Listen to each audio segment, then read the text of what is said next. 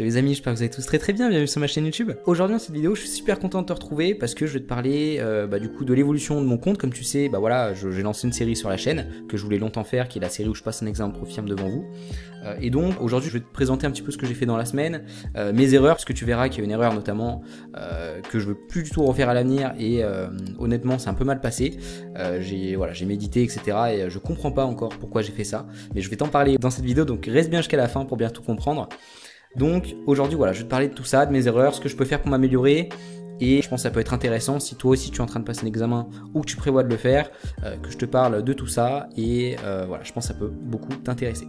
Donc c'est parti. Comme tu le vois ici, je suis en drawdown de moins 2,8%, d'accord, donc j'ai pris 1, 2, 3, 4, 5 trades. Donc ce trade là on va pas le prendre en compte parce qu'en fait c'était un trade que j'avais pris sur MT4 avec mon outil Magic Key pour tester si ça fonctionnait bien, etc. Et donc ça fonctionnait parfaitement.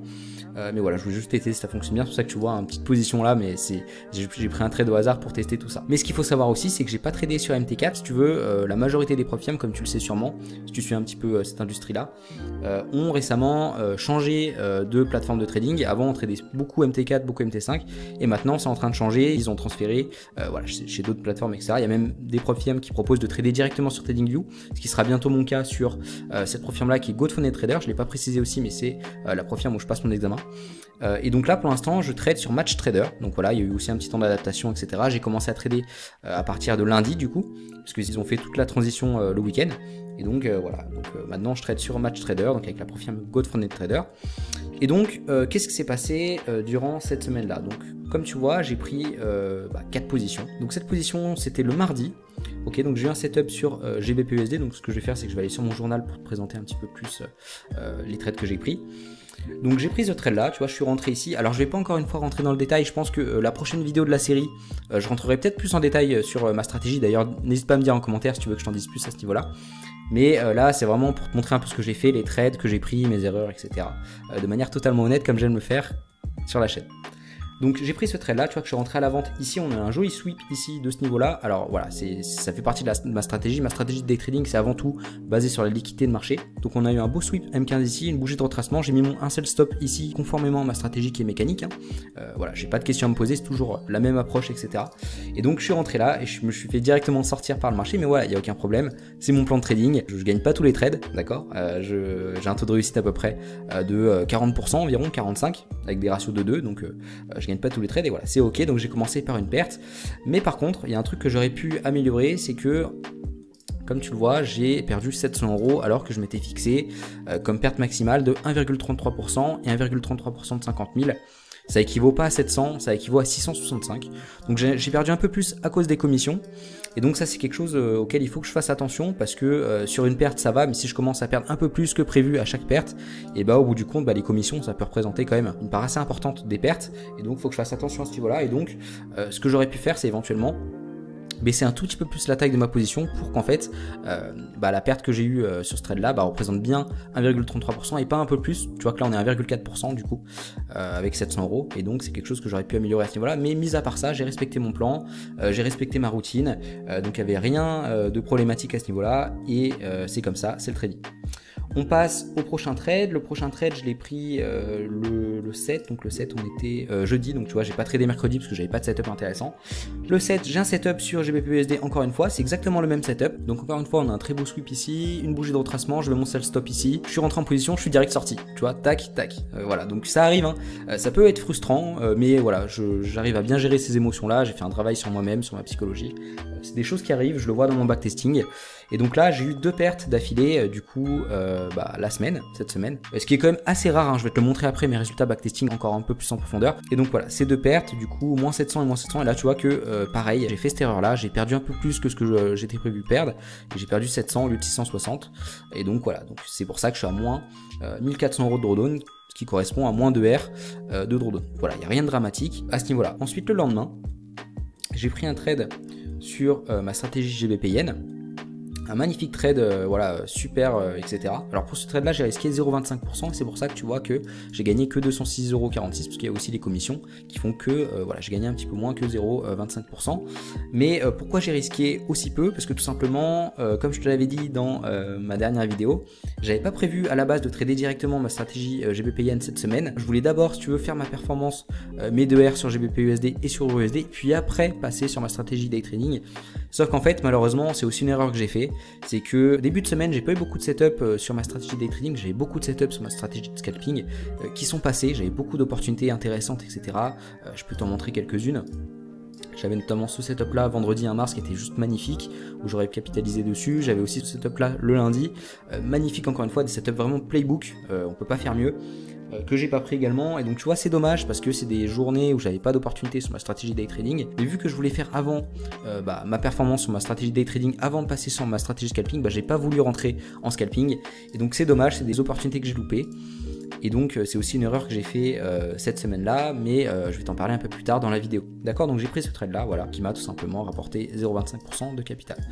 Ensuite, prochain trade, donc tu vois que j'ai pris 2 trades dans cette session là, et c'est pour ce trade là que j'ai fait pour moi une très grosse erreur que je me pardonne pas trop et je ne comprends pas pourquoi j'ai fait ça. Je vais t'expliquer ça maintenant. Donc si tu vois le trade, donc j'ai eu un BE, d'accord.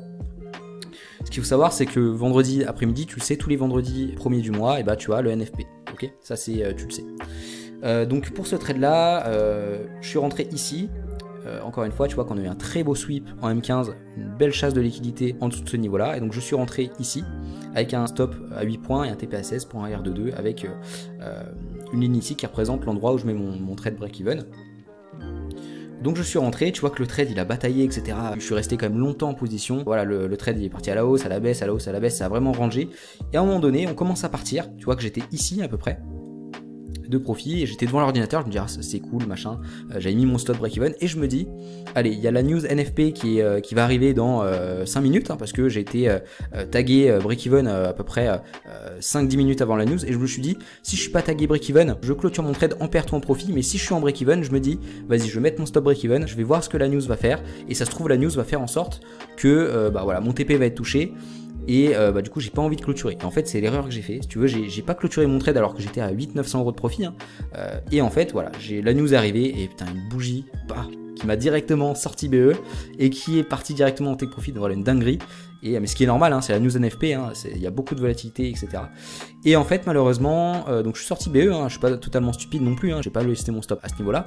Mais naïvement, je me suis dit, vas-y, je vais mettre BE, je vais pas être slippé. Sauf qu'en fait, ce qui s'est passé, c'est que j'ai été slippé de 200€, ce qui équivaut à 0,25% de mon capital. Et donc ça, c'est vraiment une grosse erreur de ma part. Une erreur pour moi de débutant, une erreur stupide. Et ça faisait longtemps que j'en avais pas fait dans mon trading. Et je ne comprends pas pourquoi je ne suis pas sorti à ce niveau-là quand j'étais à 800-900€ de profit. Sachant qu'en plus, je savais très bien que j'étais en drawdown parce que j'avais fait mes 2 pertes sur GBP-USD que je t'ai montré. Je ne comprends pas pourquoi je me suis pas dit vas-y, je vais sortir là, il y a la news NFP qui va arriver. Ça se trouve, même si j'ai mis mon stop break-even, je vais me faire slipper ici. Voilà, j'aurais dû me dire voilà, je clôture mes 800-900€, ça fait à peu près 2% de profit. Ça m'aurait rattrapé presque tout le drawdown que j'avais eu à début de semaine.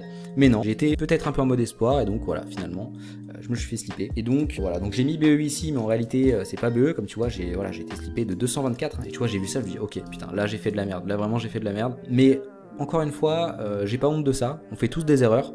Encore aujourd'hui, ça fait plusieurs années, etc. que je trade, je fais des erreurs aussi. Et justement, j'ai envie de te montrer ça sur la chaîne. J'ai envie de te montrer ces côtés qui peuvent être difficiles, parce que crois-moi, vendredi, j'ai fait une pause hein, quand même, je suis allé méditer, etc. Et je me sentais pas très bien, je me disais, putain, je comprends pas pourquoi j'ai fait ça. Ce sentiment de culpabilité, voilà, de te dire pourquoi j'ai pas encaissé mes 900€, quoi. Pourquoi et te dire en fait de ne pas comprendre en fait ton comportement ça c'est normal, on le vit tous, il faut pas en avoir honte, c'est comme ça qu'on progresse. Et je tenais aussi à te le présenter dans la série parce que je ne veux plus jamais que ça se reproduise, et c'est une erreur, crois-moi, que j'ai notée sur mon journal, sur différents documents, pour vraiment m'assurer que je ne ferai plus cette erreur aujourd'hui. Mais voilà, il n'y a rien de dramatique hein, encore une fois, tu vois que je suis juste en drawdown, hein. Un drawdown c'est normal, hein, faut pas en avoir honte. J'ai commencé par deux trades perdants d'affilée, mais les trades que j'ai pris, c'est pas des trades hors plan, c'est pas des trades d'overtrading, etc. C'est vraiment des trades qui respectent mon plan de trading. Donc à ce niveau-là, c'est normal.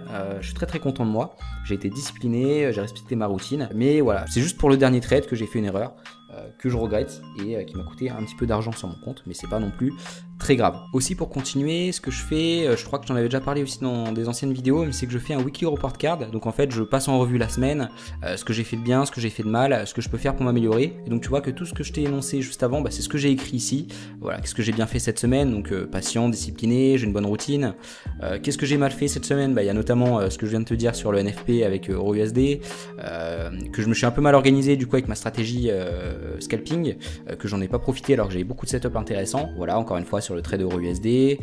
Qu'est-ce que je peux améliorer aussi la semaine prochaine, très important d'avoir une section comme ça. Donc également, comme je t'ai dit, mieux gérer mes pertes avec les commissions et pas perdre plus de 1,33%, faire attention à mes attentes avant chaque trade, avoir une vision long terme, etc. Donc ça c'est plus pour la psychologie, de pas être trop affecté par un trade en particulier, alors que je sais que ma performance et la performance de tous les traders rentables se fait après une série de trades. Donc voilà, des règles que je souhaite implémenter à l'avenir, faire plus de sport, plus de méditation. Quel est mon objectif pour la semaine prochaine? Donc mon objectif c'est avant tout de respecter mon plan au maximum, toujours en restant positif, c'est important dans des périodes comme ça de drawdown où tu fais des petites erreurs comme ça. Avoir une vision long terme, regarder mes résultats backtesting et surtout faire confiance aux mathématiques, c'est très important. Avoir une bonne routine de trading, faire plus de sport et de méditation, trader ma stratégie scalping avec ma stratégie day trading et respecter mes nouvelles règles de gestion de risque pour voir ce que ça donne. Donc ça je vais t'en parler maintenant. Simplement j'ai mis en place ces règles là. Donc tu vois pour la semaine prochaine et je vais voir ce que ça donne. Donc stratégie day trading, je vais toujours risquer 1,33% par trade, 2 trades par jour maximum sur EuroUSD et GBPUSD, c'est-à-dire que si j'ai 2 opportunités en même temps qui respectent mon plan, je vais les prendre. C'est ce que je t'avais dit la semaine prochaine, donc je vais continuer comme ça. Voilà, 5 trades maximum par semaine, mais après je verrai bien en fonction de ce que le marché me donne, et toujours essayer de viser 2R sur EuroUSD et aussi sur GBPUSD avant de m'arrêter. Et pour ma stratégie de scalping, donc risquer 0,5% de risque par trade pour l'instant, en plus de cette stratégie-là, un trade par jour maximum et 3 trades par semaine maximum, en plus de tout ça, pour voir ce que ça donne et pas en fait faire l'erreur que j'ai fait cette semaine, en tradant juste ma stratégie day trading et en ignorant, si tu veux, ma stratégie de scalping, en me disant je vais d'abord faire la perf sur EuroUSD, GBPUSD avant de passer sur GBP-Yen avec ma stratégie de scalping, mais là je vais vraiment faire les deux en même temps. Si j'ai pas de setup sur ces actifs-là, et je peux trader ma stratégie de scalping, et donc je m'autorise aussi 2 trades par jour, c'est-à-dire que si j'ai un setup en scalping et que j'ai un setup aussi en day trading, je prends les deux, etc. Donc c'est comme ça que je vais faire et je vais voir ce que ça donne, et puis de toute façon je te partagerai ça la semaine prochaine. Je suis très confiant. Et donc pour la semaine prochaine aussi, je me suis mis encore une fois un objectif, quelque chose que je fais, me mettre des objectifs chaque semaine et chaque jour. Donc voilà, respecter mon plan avec une grande discipline et réussir mes objectifs pour cette semaine. Donc voilà, on verra si je réussis ensemble. Donc, tu vois que j'aurai des choses à cocher fin de semaine qui arrivent. Voilà, est-ce que j'ai réussi mon objectif de cette semaine, est-ce que je suis content, etc. Est-ce que j'ai bien fait, mal fait, est-ce que je peux améliorer, est-ce que je suis dans un bon état émotionnel pour continuer le mois, pourquoi, etc. Et quel est mon objectif pour la semaine prochaine pour encore une fois continuer semaine après semaine à m'améliorer, à reconnaître mes erreurs et tout simplement à progresser en tant que trader. Parce que si on règle pas les erreurs dans notre trading, on va toujours, si tu veux, répéter un espèce de cercle vicieux, et c'est pas comme ça qu'on progresse. C'est vraiment essayer d'identifier ses erreurs, ses points faibles, pour essayer de travailler dessus, pour au final devenir meilleur et réussir ses objectifs. Donc voilà, c'est un petit peu tout pour cette vidéo. J'espère que ça t'a plu, j'espère que tu as aimé cette transparence, cette honnêteté, que c'est des valeurs toujours que je prône sur ma chaîne. J'ai toujours opté sur le fait que l'honnêteté c'est très important sur internet, en trading. Il manque encore une fois un petit peu ce côté-là chez la plupart des contenus francophones, mais je trouve que plus on avance, plus il y a des créateurs qui vraiment parlent de ce sujet-là. C'est un sujet qui devient de moins en moins tabou, que ce soit les pertes, que ce soit le drawdown, et ça fait plaisir à voir parce que ça fait partie du métier. Ces périodes-là, il faut pas en avoir honte. C'est pas parce qu'on est en période de drawdown qu'on est mauvais. Ça arrive dans n'importe quelle stratégie.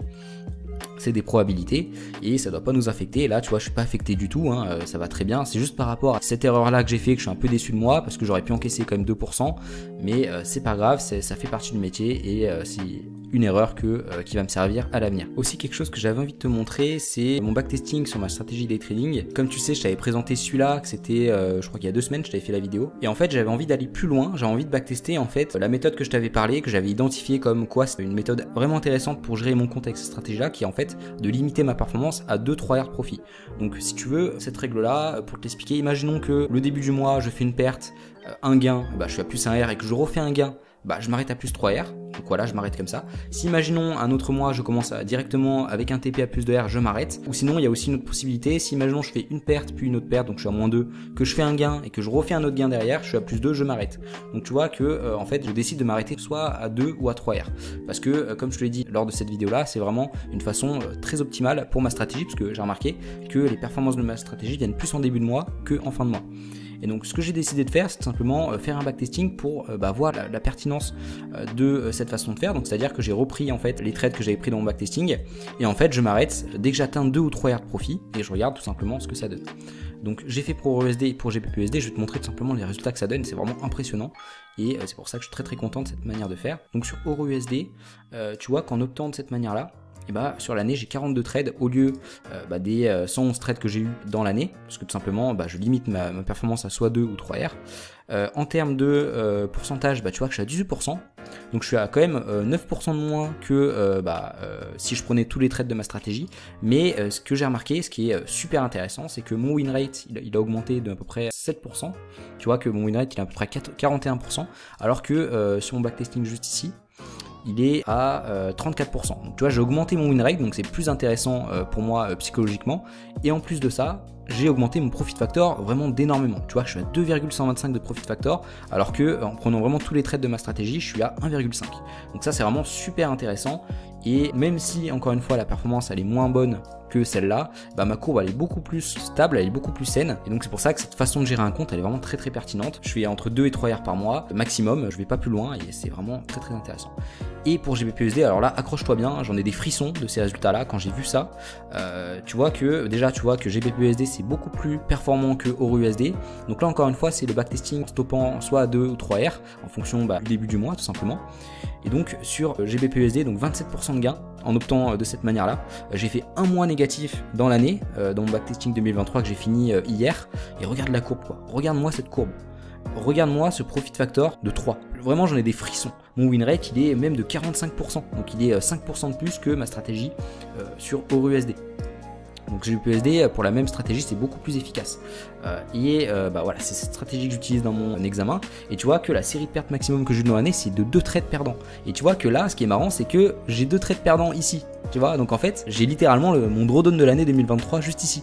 Tu vois, parce que j'ai jamais eu plus que ça sur un an et demi en stoppant mes performances entre 2 et 3 R en fonction du début du mois.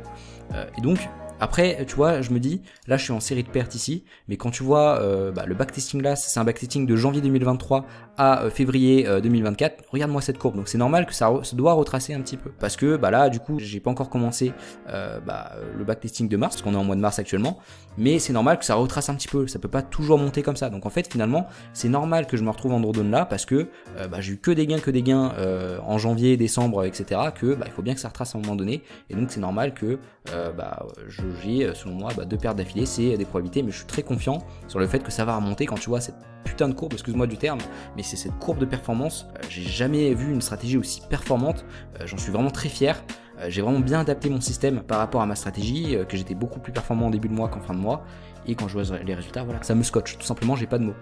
C'est vraiment, je suis vraiment très fier de ces résultats-là, et ça me donne vraiment une confiance énorme dans mon trading, sur le fait que voilà, je peux faire vraiment de très belles choses, que ce soit sur EURUSD ou GBPUSD, pour ma stratégie day trading, en stoppant mes performances à 2 heures de profit. Donc voilà, c'est la fin de la vidéo, j'espère que ça t'a plu, j'espère que tu as aimé ce contenu, cette dose d'honnêteté que je te partage, le fait que je suis en drawdown, mes erreurs aussi que j'ai fait, notamment celle pendant la news NFP que je regrette encore aujourd'hui, mais c'est comme ça, hein, on apprend toujours ses erreurs, mais ça me fait du bien aussi de t'en parler parce que je te montre que t'es pas tout seul si tu traverses des difficultés dans ton trading ou dans ta vie en général. Faut que tu saches que moi aussi, hein, voilà, j'en traverse et c'est normal, et justement faut toujours rester positif par rapport à ces événements là et essayer de toujours t'améliorer, de t'apprendre de tes erreurs toujours, c'est le plus important, et de te rappeler qu'il n'y a pas d'échec, et l'échec c'est d'abandonner, que voilà, c'est ça le vrai échec, mais si tu continues de te relever mais tu te prends des baffes de temps en temps, là voilà, vendredi c'était une baffe que je me suis pris, parce que avec l'expérience que j'ai, faire cette erreur là pour moi c'est inacceptable, pour moi c'est une baffe que je me suis pris, mais encore une fois le plus important c'est de se relever, devenir plus fort, apprendre de ses erreurs pour finalement progresser. J'espère que ça t'a plu, n'hésite pas à laisser un petit j'aime si tu l'as aimé, à t'abonner pour être au courant de la prochaine série sur la chaîne. Voilà, on va tout faire pour attraper ce drawdown, mais je suis très confiant, on va faire le maximum, et je vais te partager tout ça, que ce soit des moments difficiles, des moments de joie, C'est vraiment ça que je veux te partager à travers cette série et sur la chaîne. Donc n'hésite pas à t'abonner si tu es intéressé, si tu aimes cette série là. Également, si tu souhaites aller plus loin avec moi, comme d'habitude, tu as un petit lien en description, tu vas pouvoir aller sur mon site et tu peux télécharger mon écosystème Notion, donc avec mon journal de trading, mon daily report card, etc., ma table de risque pour t'aider à organiser ton trading, 10 guides PDF aussi pour t'aider à commencer le trading notamment, donc pour choisir un courtier, pour développer une stratégie rentable, pour également travailler sa psychologie, donc c'est vraiment très intéressant. Et pour finir, tu as accès à un quiz de 10 questions sur le money management. Donc voilà, c'est un facteur très important dans le trading, comme tu sais. Et donc je te fais un petit quiz à ce niveau-là pour, encore une fois, si tu es débutant, si tu regardes cette chaîne, ça peut commencer à t'apporter des petites notions qui sont intéressantes. Donc n'hésite pas, c'est le premier lien en description, tu cliques dessus, tu vas pouvoir me laisser ton mail et je t'envoie ça directement dans ta boîte mail. En tout cas, prends soin de toi, profite de ton week-end, c'est très important, repose-toi bien, profite de tes proches. Et j'ai vraiment très hâte de te retrouver la semaine prochaine pour te partager encore une fois la suite de cette série. Et donc prends bien soin de toi et on se revoit la semaine prochaine. Salut, à bientôt.